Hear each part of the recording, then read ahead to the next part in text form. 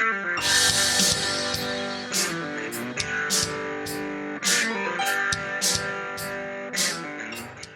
guys, Alec, Peirce, Scuba Tech Tips here at Adventure Sports Dive Shop in Newmarket, Ontario. And in their service department, very efficient, very clean, very neat, organized and tidy. Just the way I like it. If you've been watching my LDS Pro Tips, you know that this is the kind of service center a dive store should have. But I'm not here to talk about dive stores. I'm here to talk about regulators, because this is a regulator. Now, you know, you guys have been around, you've been watching me for a while. This is the first stage. In fact, this is a very famous first stage. It's called the bullet, for pretty obvious reasons. It looks kind of like a bullet, a big bullet. And anyway, this is the famous U.S. divers or Aqualung Conshelf 21. Conshelf first stage. Conshelf 6, 11, 12, anyway, long way. I think they're up to 22 now or even more. So it's been around for a very, very long time. I'll bet you they've been making this first stage for 25 or 30 years, maybe more. If you've been watching my previous videos, we've talked about freeze-ups and wire regulator freezes and what you can do to help prevent a freeze-up and so on. If you go back, you can read about that. But just to remind you, let me tell you that a regulator will not freeze. Why would it? It's made of brass and plastic and rubber. Those items are already frozen. They're solids. So the regulator will not freeze. Is what freezes? What freezes? What causes the first stage to freeze up? Well, water. Now, if there's water in that regulator, the water will freeze. And the water freezing will cause the regulator first stage to malfunction. Usually freezes wide open, and so you get a free flow in the second stage. Let me recap a little bit more. You need to remember that a first stage only does one thing, is hold air at 150 psi. That's all it does. Ready for use. So, what causes it to freeze? Because there's water in the air that you're breathing. So your dive store removes most of the water. Again, go back to some of my videos, and you'll see about good breathing air, what it is, and you read about how they take water out, how much water, and you read about dew point.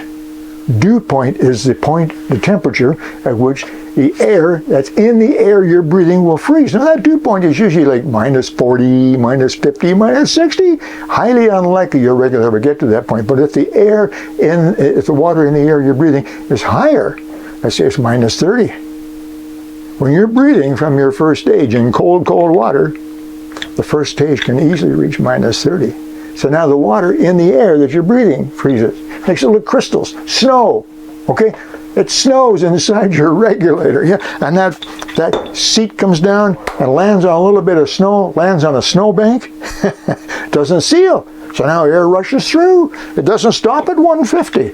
It keeps building up, and you get a free flow. It has nothing to do with the second stage. It's a little bit of an issue, because when a regulator freezes, how do you know?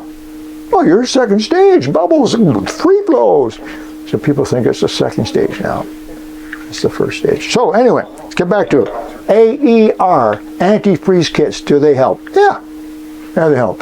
They don't necessarily help it to not freeze, but that's why now it's changed from antifreeze kit to an AER kit, all environmental kit. An AER kit is like this. You see, these two regulators are identical. Absolutely identical, except that this cap on the end is taller. Can you see it's taller? And there's a separate, at the very top, there's a separate ring. And underneath that's a rubber cap, and a little rubber, I can press on it and bouncing in and out. Underneath that rubber cap, silicone oil. Little chamber in there filled with silicone oil. So unlike this AER, can I say that? A regulator, can I say that?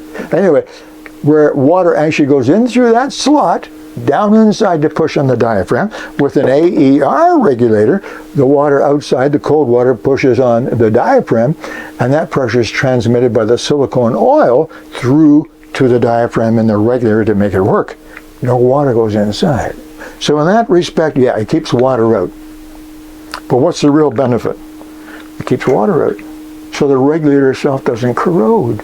We often get regulators in like this, standard one, open them up, outside's nice and shiny. The owner's been using chrome polish on it, taking good care of it, and the inside is all corroded and rusted.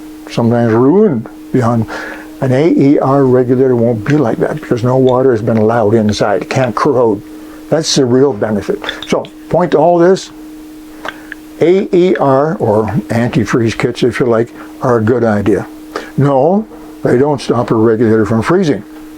It can help, but it won't stop it. No way. But it's good for the regulator because it protects it. I hope that makes sense to you, not confusing. Take a quick look back at those other videos and learn some more about cold water diving. And I'll see you again soon. Alec, Peirce, Scuba Tech Tips. Bye-bye.